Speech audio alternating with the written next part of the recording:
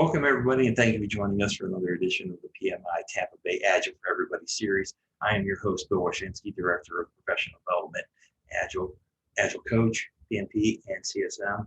And today we're going to be talking about resistance to Agile coaching.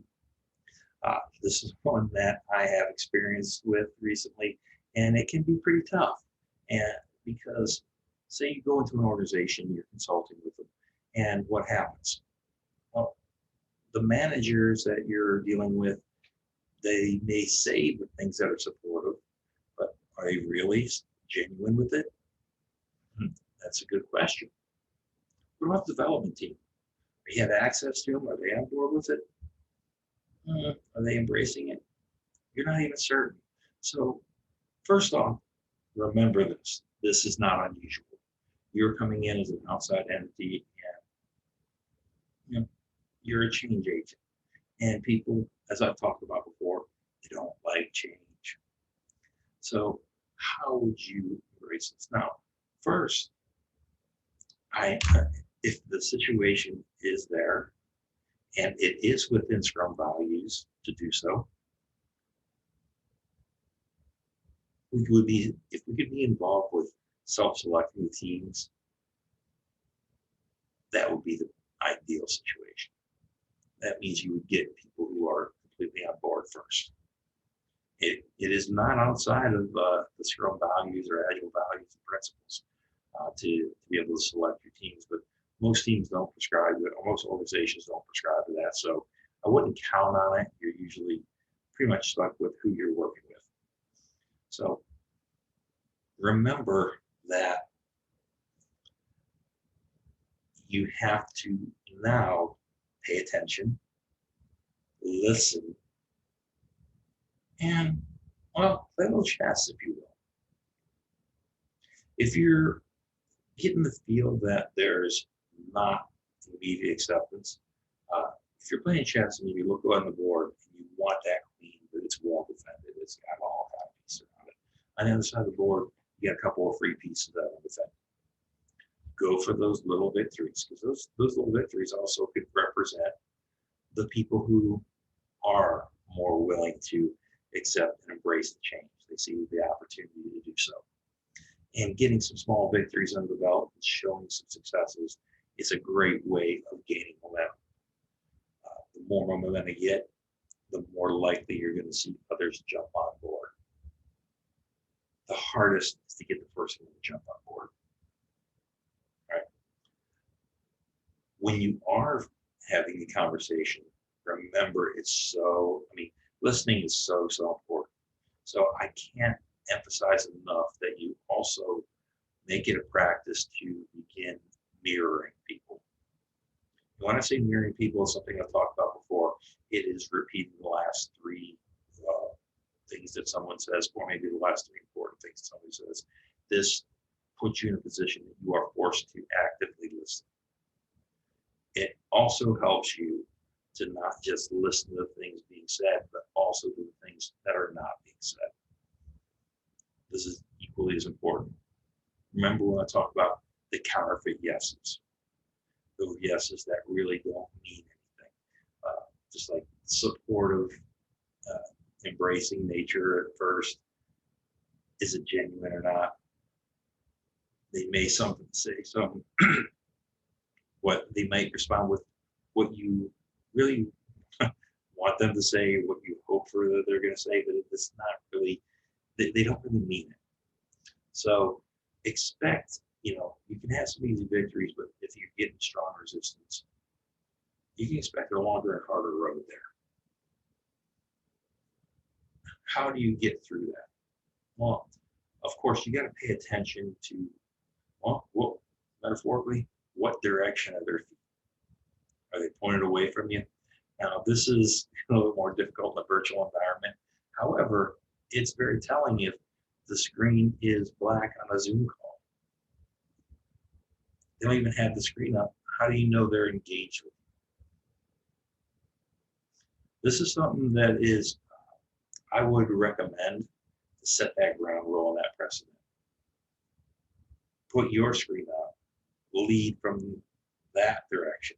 that, hey, you're willing to put yours on, show by example. Don't directly confront as much as show what you're willing to do. See if they'll meet you halfway. And don't be afraid to ask. And ask, what's preventing you from putting on your Zoom window so we can see each other? Get a question that's not directly against them, but making them feel like they're not under attack with it. Why don't you have your screen on? Okay.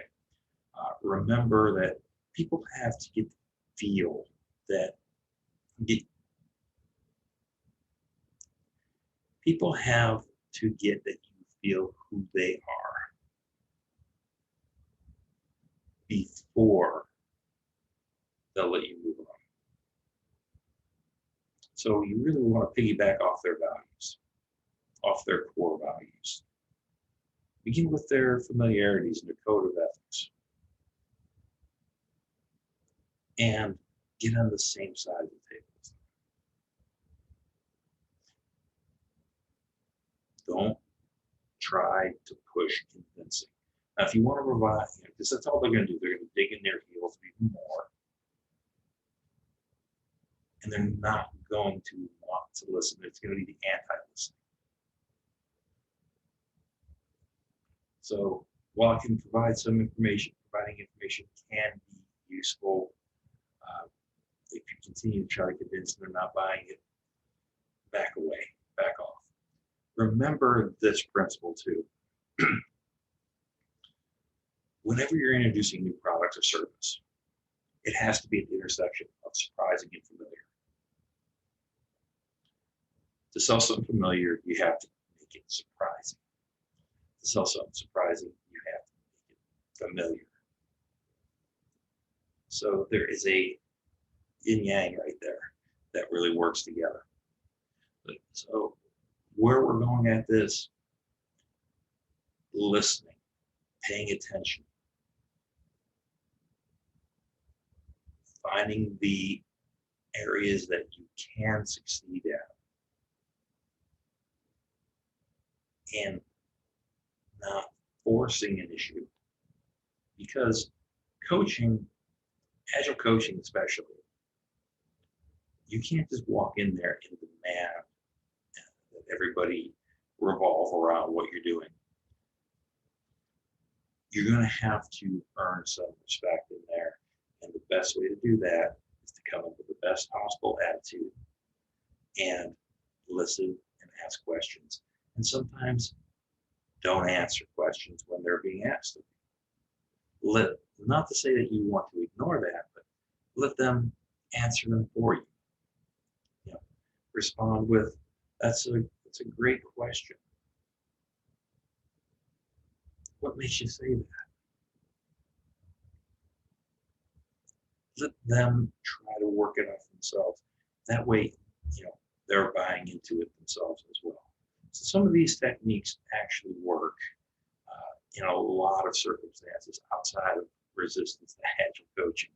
But when you're going in there and you have that wall against you, and you're going against some individuals that maybe they don't really want you there so much,